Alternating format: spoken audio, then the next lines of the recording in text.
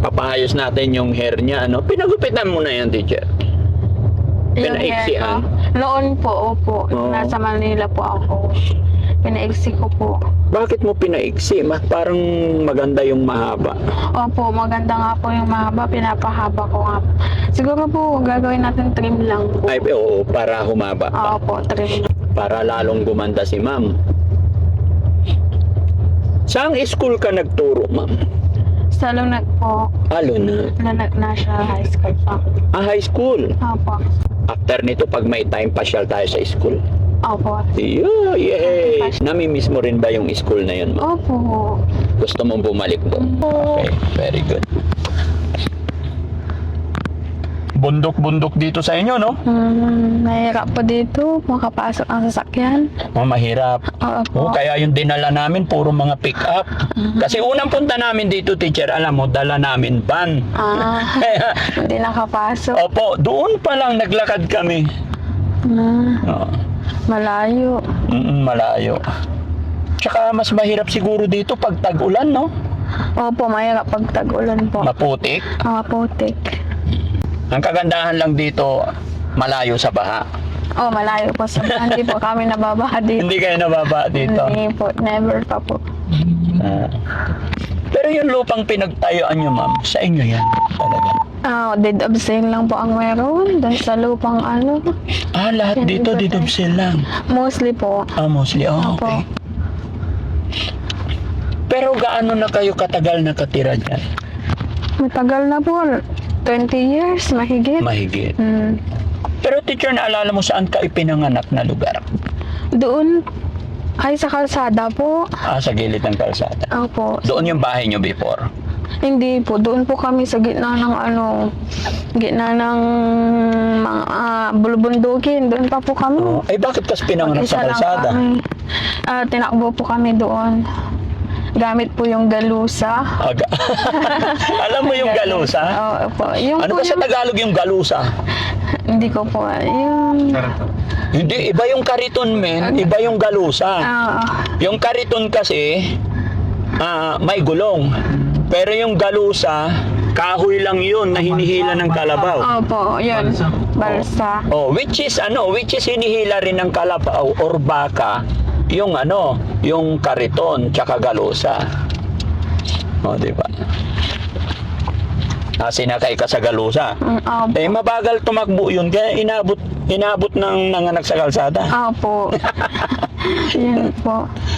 Nakakatawa naman. Tapos dyan kayo naglipat. Opo. Dyan na kayo. Diyan kami naglipat sa may maraming bahay. Hindi ba madilim dyan sa inyo paggabi? Madilim din po. Kasi nasa gitna na Opo, bundok. bundok. Madilim po. Madilim. Pero kagandahan, may kuryente na. Opo. Umabot na.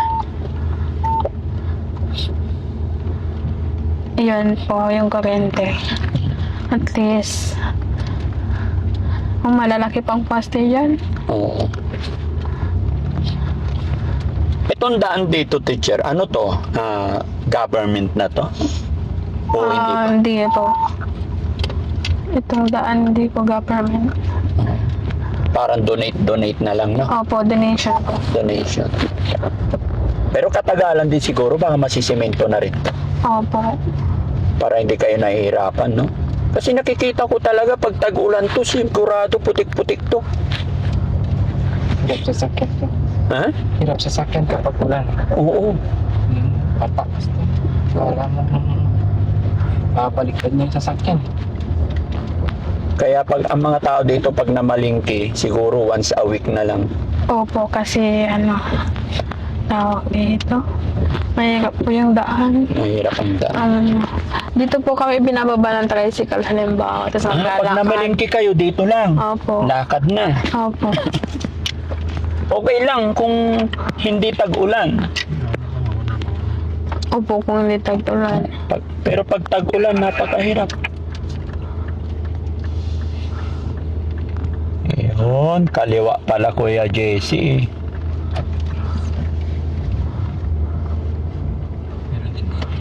Meron din daan.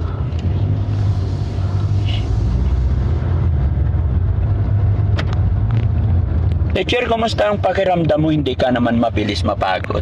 Ngayon ba? Oo, Hindi naman. hindi naman. O, sa bahay, may ginagawa ka ba rin o wala na? Nag-iigib. mga- Nag-iigib ka? Opo, kasi yung biripo po namin sira. At least pinapagawa na ngayon. Opo. Sana maayos na, no? Kaya nga po, 3 days na po nila yung inaayos. Hindi pa din po maayos. Ay, ganun. Ano pa problema niya? Ano po, ano ang tawag doon? Mother ball daw po. Motherboard, papalitan. Opo. Nakabili naman na. Opo, nakabili na po ng bago. Ayun, very good. Buti na lang. Ang hirap talaga pagka i-give sa malayo. Kaya nga po, maigi na yung may sarili kami, pero nasira naman.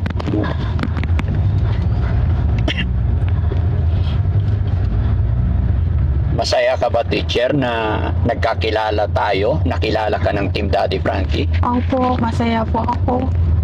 Dahil mayroong mga taong aalalay sa akin sa paggaling ko. Opo. Ayun po. Basta laban lang tayo. Tuloy-tuloy lang. Opo.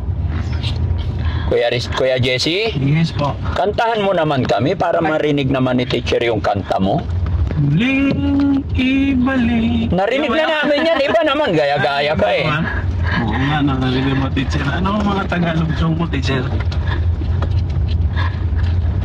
Teacher, ano mga Tagalog song mo? Request ka raw. Pagbigyan muli. Pagbigyan muli. Ano pong start no? Hindi niya alam, teacher. Ano ba tono nun? Ano ba intro nun? Pagbigyan muli. Pagbigyan muli ang ating pagmamahalan. Hindi ko rin alam yata yun ah. Kaninong kanta yun, teacher? You were my voice when I couldn't speak. Mga ganun. You were my eyes. Ayo. Ay, hindi ko na alam. Pagka medyo naging okay na, maalala na ni teacher lahat ng mga kanta niya. Okay. Naman na ako i-play sa video, okay. Oo. Kaya yung dahil sa pag-ibig. Ang dahil sa pag-ibig. Marunong magtipid. Anong magtipid? Mali ah. Si teacher, alam ni teacher yon. Sige, teacher. Ang dahil sa pag-ibig, natutong magtiis. Ano? Nang dahil sa pag-ibig, nagmahal ng lubos ang puso kong ito. Di magbabago. Hindi ko na alam.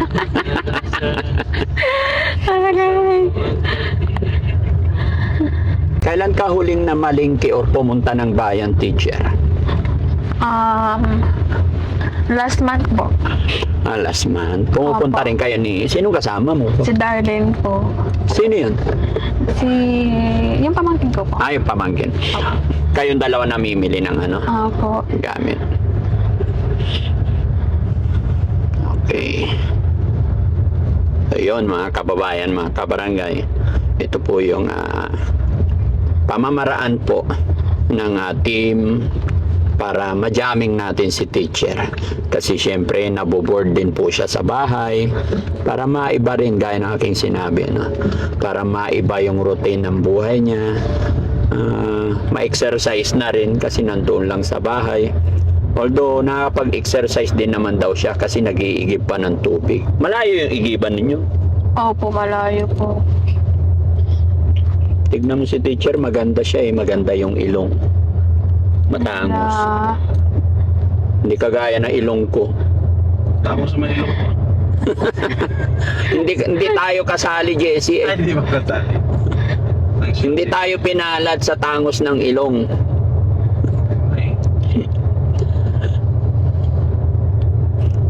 Papayos natin yung hair niya, ano? Pinagupitan mo na yan, teacher. Pinaiksian. Noon po, opo. Oo. Nasa Manila po ako.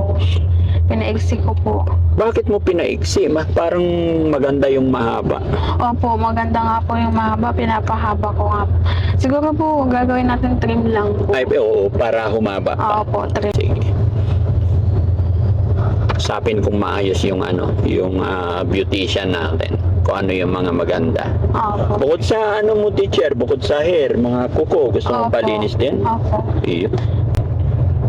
Facial. Facial, oo, sige, bahala na. Ayusin natin lahat. Para lalong gumanda si ma'am.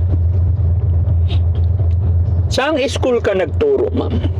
Sa Lunag po. Lunag. Lunag National High School po. High school. Opo.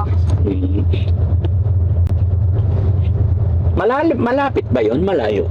Malapit lang po. Okay. Pagdadaan sa magandang pa eh. Ang ganda pa. After nito, pag may time, pasyal tayo sa school. Opo. Yay! Namimiss mo rin ba yung school na yun, ma'am? Opo. Gusto mong bumalik doon?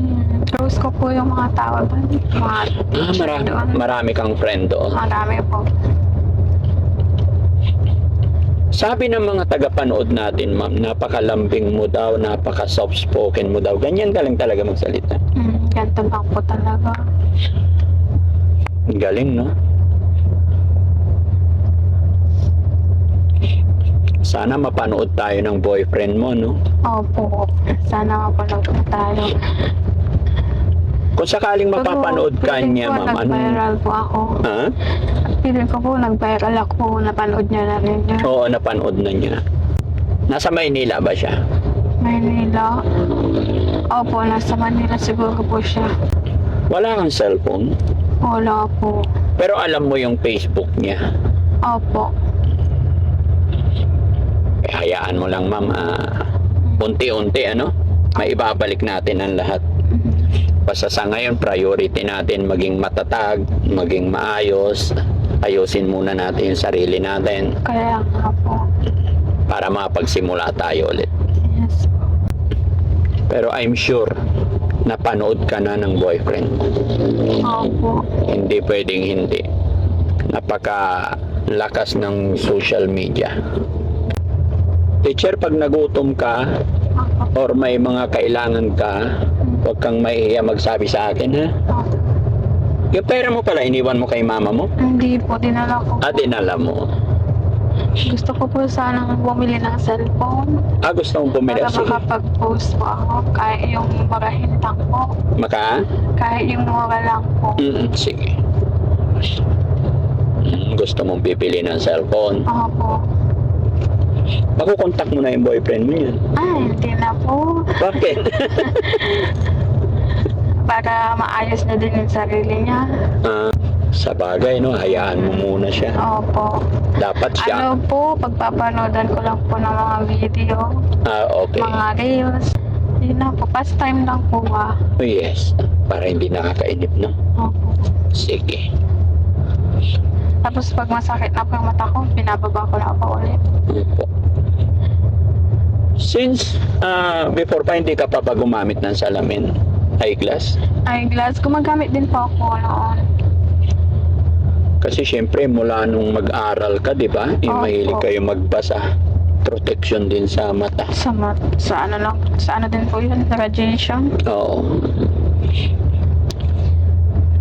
Okay, sige. Pero sa ngayon, unahin muna natin doon sa parlor, no? Opo. And then, pag may time pa at kaya pa ng power mo, walang problema.